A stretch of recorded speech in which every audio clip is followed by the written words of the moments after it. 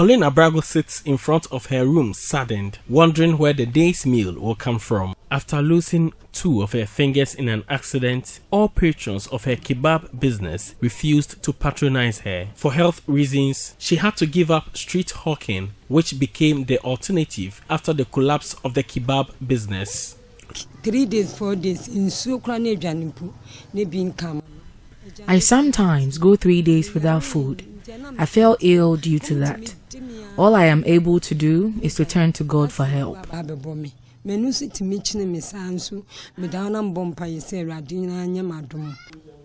Though the house has electricity, her room remains dark due to her inability to buy a new bulb to replace the worn-out one. The poorly ventilated room has just an old mattress, a dirty-looking trunk sitting on a table, and some shoes stuck under the table.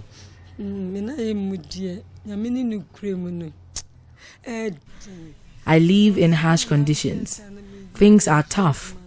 The whole community know how comfortable I lived when I was employed.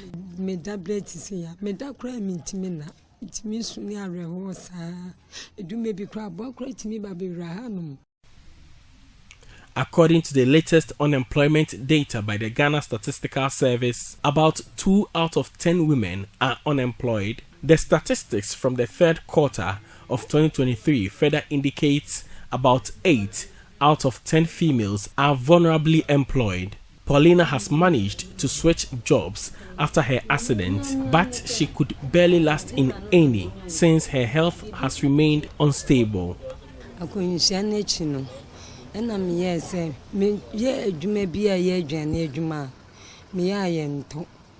After I lost my fingers in the accident, the kebab business collapsed. I started selling toffees in handkerchief, but due to the poor health, I couldn't sustain it.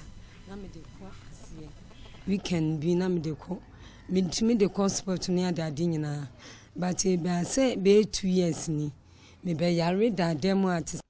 Her children couldn't get the needed education since she barely could raise money to keep them in school. Her daughter, Patricia Dankwa, is now a teenage mother.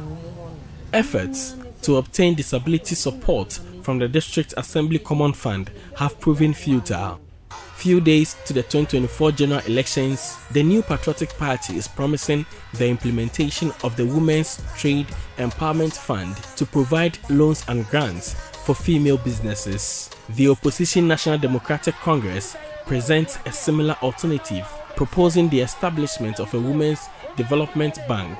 Gender financing expert Sarah Anam supports the approach of both parties, but the mode of implementation should be reconsidered. I think we are moving in the right direction, looking at women businesses critically or setting it aside critically. I think we are moving in the right direction because its ripple effects is significant. I would prefer that the government will rather set up the policy or create a certain revolving fund that sits with the central bank to probably give these funds to financial institutions to on-lend to women at cheaper rates.